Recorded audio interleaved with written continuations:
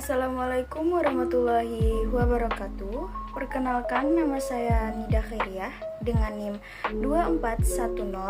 2410-1252-2005. Mahasiswi program studi PGSD kelas 1B angkatan 2024, Fakultas Keguruan dan Ilmu Pendidikan Universitas Lambung Mangkurat.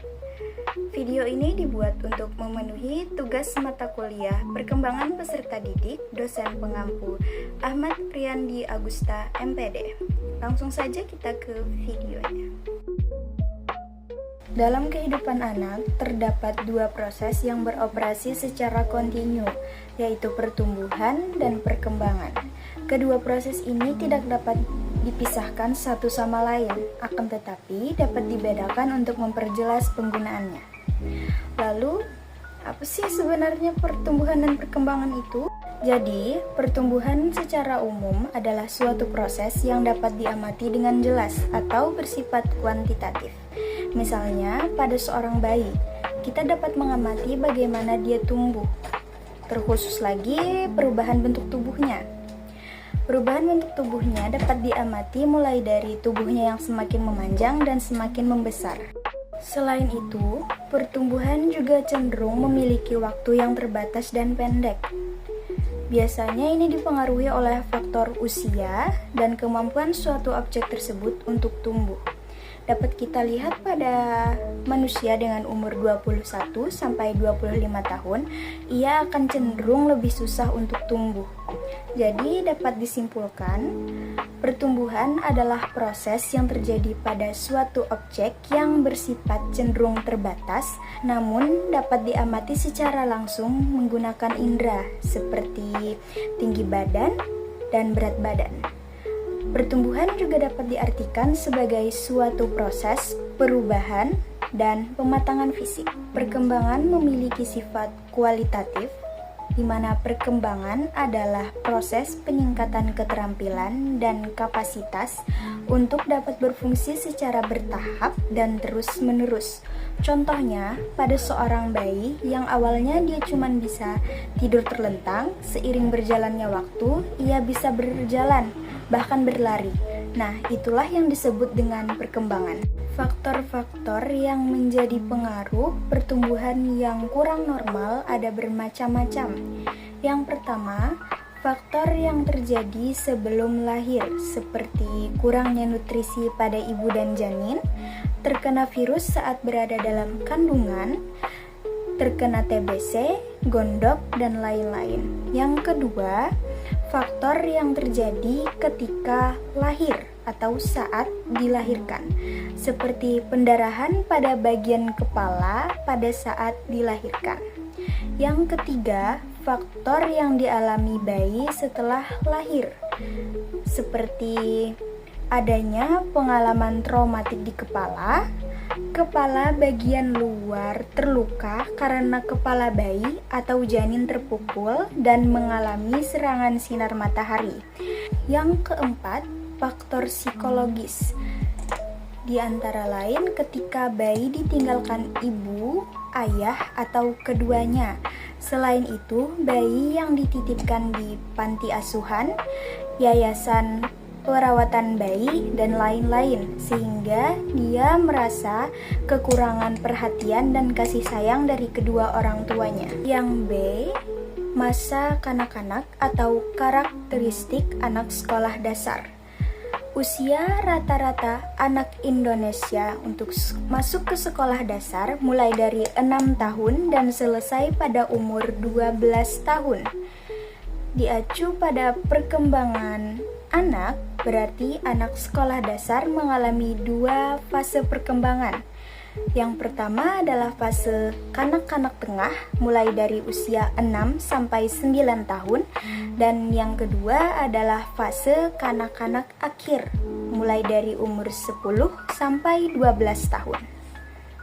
Menurut Hafiq cohort, tugas perkembangan anak usia sekolah dasar meliputi: yang pertama, menguasai keterampilan fisik yang diperlukan untuk permainan dan aktivitas fisik; yang kedua, membina hidup sehat; yang ketiga, belajar bergaul dan bekerja dalam kelompok; yang keempat, belajar menjalankan peranan sosial sesuai dengan jenis kelamin; yang kelima, belajar membaca, menulis, berhitung agar mampu berpartisipasi dalam masyarakat; yang keenam, memperoleh sejumlah konsep yang diperlukan untuk berpikir efektif; yang ketujuh, mengembangkan kata hati, moral, dan nilai-nilai; dan yang terakhir adalah mencapai kemandirian pribadi.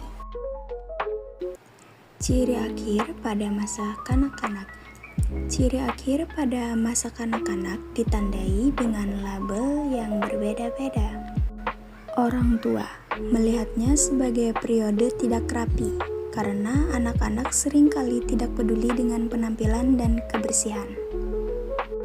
Para pendidik melihat sebagai usia sekolah dasar yang menitik beratkan pada pencapaian dasar pengetahuan dan keterampilan penting untuk keberhasilan di masa depan.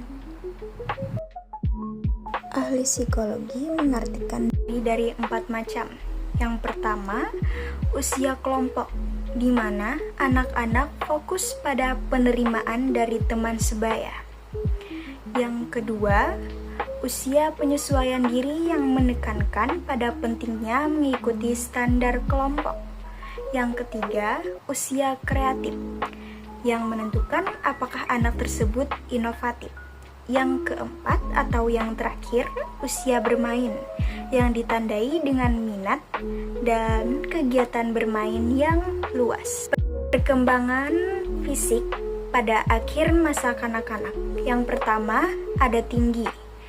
Pada akhir masa kanak-kanak, anak-anak mengalami pertambahan tinggi badan yang stabil. Pada anak perempuan, rata-rata pertambahan tinggi badan kisaran 7-8 cm per tahun. Begitu juga dengan anak laki-laki. Pada usia 11 tahun, anak perempuan dan anak laki-laki rata-rata memiliki tinggi badan 146-148 cm. Yang kedua, berat. Kenaikan berat badan ini cukup bervariasi dibandingkan dengan kenaikan tinggi badan. Rata-rata, anak bertambah berat badan hingga 1-2,5 kg per tahun. Peningkatan tinggi badan ini juga sejalan dengan pertumbuhan otot dan tulang, serta beberapa peningkatan organ tubuh. Yang ketiga, perbandingan tubuh. Anak-anak mulai menunjukkan perbandingan tubuh yang lebih dewasa, dengan kaki serta lengan yang memanjang, serta kepala yang lebih kecil daripada tubuh. Yang keempat, kesederhanaan. Hal ini dapat dilihat dari bagaimana cara mereka berpakaian yang cenderung tidak memperhatikan pantas atau tidaknya pakaian tersebut digunakan. Yang kelima, perbandingan otak dan lemak. Pada akhir masa kanak-kanak, otak anak akan terus berkembang sampai mencapai sekitar 90% dari ukuran otak dewasa. Sementara itu, jumlah lemak pada tubuh anak juga meningkat, yang mana membantu menjaga suhu tubuh, menyediakan energi untuk pertumbuhan dan perkembangannya. Yang keenam, ada gigi. Pada masa ini, anak-anak pada masa akhir kanak-kanak memiliki 22 gigi tetap. Keterampilan awal masa kanak-kanak. Yang pertama adalah keterampilan menolong diri sendiri, di mana pada fase ini anak-anak sudah mulai bisa makan, berpakaian, mandi, dan berdandan sendiri secepat orang dewasa. Yang kedua, keterampilan menolong orang lain, di mana pada masa ini Pada fase ini, anak-anak tidak lagi disuruh untuk menolong orang lain, melainkan dengan inisiatif mereka sendiri. Yang ketiga, keterampilan sekolah. Di fase ini, anak sudah mulai bisa menggambar, menulis, dan mewarnai. Yang keempat, keterampilan bermain, di mana pada fase ini mereka semakin aktif bermain seperti melempar dan menangkap bola.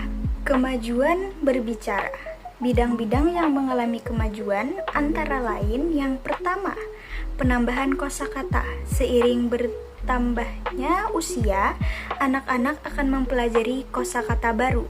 Yang kedua, pengucapan. Anak-anak akan semakin mahir dalam pengucapan kata-kata dengan benar dan jelas. Yang ketiga, pembentukan kalimat. Kemampuan anak dalam menyusun kalimat yang benar dan runtut akan semakin berkembang. Yang keempat, kemajuan dalam pengertian. Anak-anak akan lebih memahami makna kalimat dan dapat menafsirkan informasi yang mereka dengar. Prinsip-prinsip pertumbuhan dan perkembangan. Pengertian perkembangan berbeda dengan pertumbuhan, meskipun keduanya tidak dapat berdiri sendiri. Pertumbuhan berkaitan dengan perubahan kuantitatif, sedangkan perkembangan berkaitan dengan perubahan kuantitatif dan kualitatif yang berkaitan dengan perubahan yang teratur. Proses pertumbuhan dan perkembangan yang terjadi pada individu mengikuti prinsip-prinsip yang berlaku secara umum, yaitu yang pertama, tipe-tipe perubahan meliputi perubahan dalam ukuran, perubahan dalam proporsi, hilangnya ciri-ciri masa lalu atau yang lama, dan perolehan ciri-ciri yang baru. Yang kedua, pola pertumbuhan fisik.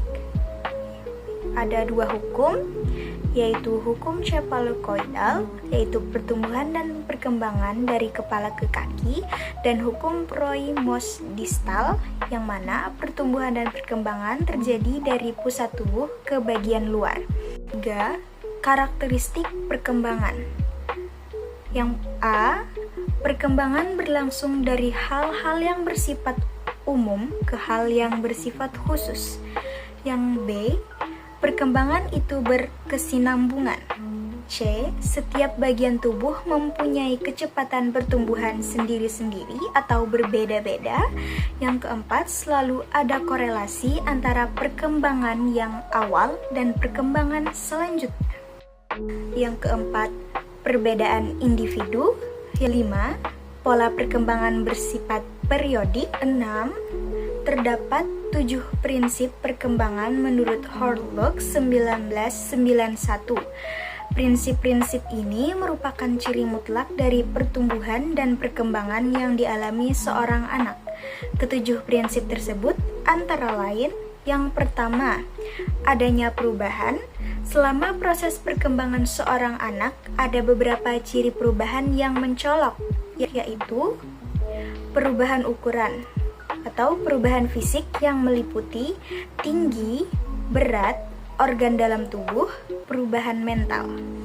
Perubahan proporsi, misalnya perubahan perbandingan kepala dan bagian tubuh pada seorang anak. Hilangnya ciri lama dan mendapatkan ciri yang baru.